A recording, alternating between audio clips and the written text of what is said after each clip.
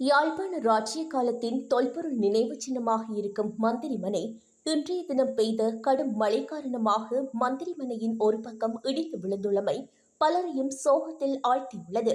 யாழ்ப்பாணம் ராசதானியை ஆண்ட சங்கிலிய மன்னனது பாரம்பரிய வரலாற்றை நினைவுபடுத்தும் வகையில் கம்பீரமான தோற்றத்துடன் நல்லூரில் சட்டநாதர் சிவன் ஆலயத்துக்கு அருகில் மந்திரிமனை அமைந்துள்ளது. யாழ்ப்பாண ராசதானி காலத்திற்குரியதாக கருதப்படும் மந்திரிமனை வரலாற்று சின்னமாக கடந்த 2011ஆம் ஆண்டு வர்த்தமானியில் அறிவிக்கப்பட்டது.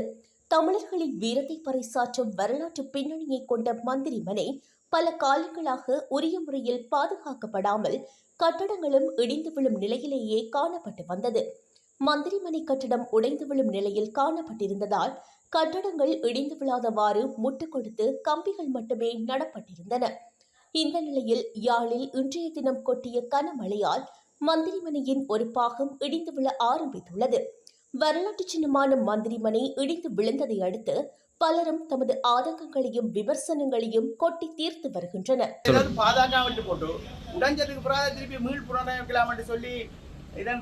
அது ஒரு பொய்யான ஒரு விஷயம். இப்படியேதான் இது இருக்க போகுது. இது இந்த மழையோட இதுவும் ஃபுல்லாக இடிஞ்சு விழுந்தோட நான் நம்புறேன். அதோட அவர்களுக்கு நல்ல சந்தோஷமாகவே இருக்கு. இது ஒரு அடையாள சின்னம். இதுதான் கடைசி அடையாளமாக எங்கள்கிட்ட இருக்குது. இந்த கடைசி அடையாளமும் எங்களை அடுத்த சந்ததிக்கு நாங்கள் இதை காட்டாம இல்லா பண்ண போறோம். அதான் எங்கட இது கடைசியாக ஒரு போட்டோலாம் எனக்கு கடைசி அடையாளம். இது பாதுகாக்க முடியாத காலத்தில் அழிவடைந்திருந்தா பரவாயில்ல. இப்போ பாதுகாக்கக்கூடிய காலத்தில் நாங்கள் வாழ்ந்துட்டு இருக்கோம். அந்த பாதுகாக்கக்கூடிய காலத்திலேயே எங்களை தொல்பொருளை நாங்கள் பாதுகாக்காம விட்டா இதால அடுத்த சந்ததி எங்களை மிக மோசமாக திட்டும். ஆனால் இது எப்படி தனியாக இருக்கு இந்த காணி போனது? அதை பற்றி தான் தொல்பொருள் திணைக்களம் ஆய்வு செய்யணும். அரசாங்க திணைக்களம் ஒரு ஆளுக்கு காணி போயிட்டா அது காணி எப்படி போனதுன்னு சொல்லி அதை ஆய்வு செய்து அதுக்குரிய இதில் தான் தோணும். இப்போ கந்தரோடையில் இருக்க விகாரையுரிய காணியை நான் எந்த காணின்னு சொல்லி ஒரு உறுதியை கொண்டே காட்டினா அதை ஓமட்டு சொல்லுமோ தொல்பொருள் திணைக்களம்? இல்லைத்தானே? அதே மாதிரி தான் இது ஒரு காணி உறுதியாக காட்டினா காணி உறுதியாகட்ட இருந்தாலும் இது ஒரு தொல்பொருள் திணைக்களம் அடையாளம் படியாக இருக்குது தானே. இது தொல்பொருள் தெரியாதவங்களா இல்லையே. பாருங்க, இந்த கட்டுமானம் தொல்பொருள்ன்றது வடிவா தெரியுது. அப்ப தொல்பொருளுடைய கட்டுமானம் அவருடையன்றதுக்கு என்ன வச்சு உறுதிப்படுத்துறது? ஏனையா இது இவ்வளவு காலமும் இதை அவங்க பார்க்காம விட்டுட்டாங்க? இது பார்க்காம விட இல்லை, பல எல்லாருமே முயற்சி தான். நானே இவ்வளோ காலமாக இதை நான் இவ்வளோ போதும் படம் எல்லாம் எடுத்து போட்டிருக்கேன். ஆனா இது ஒரு அசண்டைனமா விட்டப்பட்டிருக்கு. அதுதான் பிரச்சனை.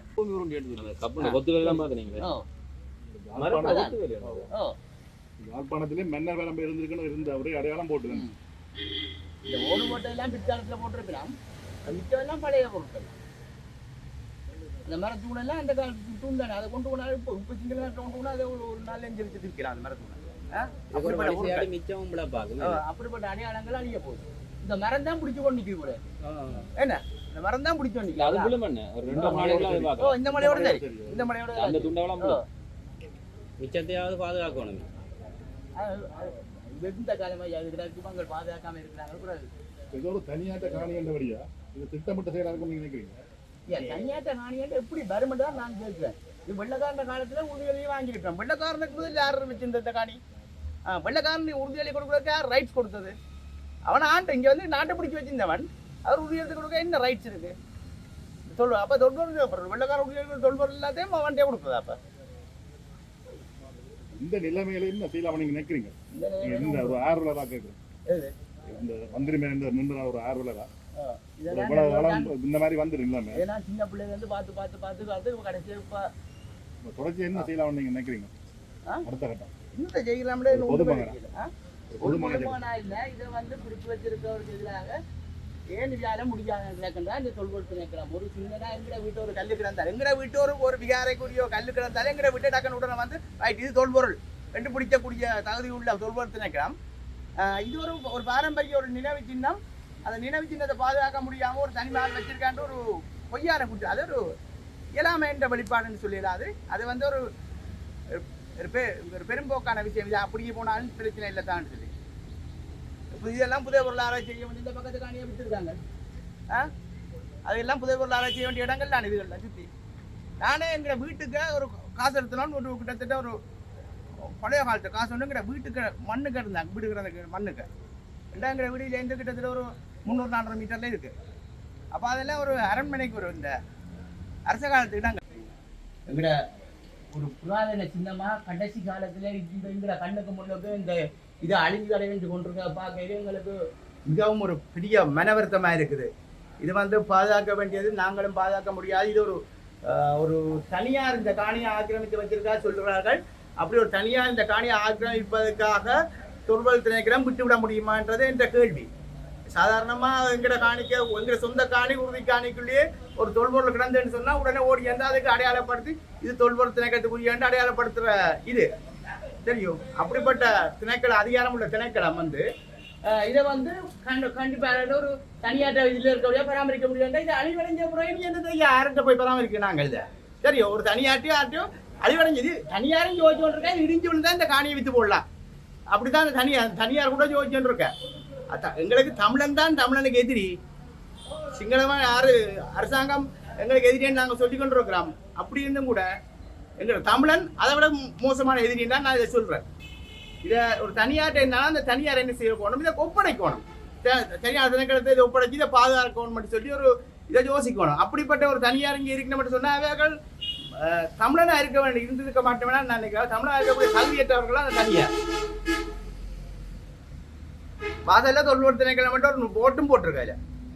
தொல்பொருள் போட் போட்டிருக்கா. அப்போ தொல்பொருள் போட் போட்ட தொல்பொருள் திணைக்களத்தால் இதை பாதுகாக்க முடியாமல் இருக்கின்றது எங்களுக்கு சரியான மனவருத்தமாக இருக்கு.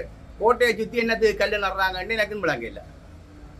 தமிழ் பேசும் மக்களின் வரலாற்றை அடையாளப்படுத்தும் சின்னங்கள் மிக மிக அரிது. அதுவும் கண்முன்னே எமது வரலாற்று சின்னம் அழிந்து போவது இதனை நிர்வகிக்கும் அனைவருக்கும் வெட்கக்கேடு.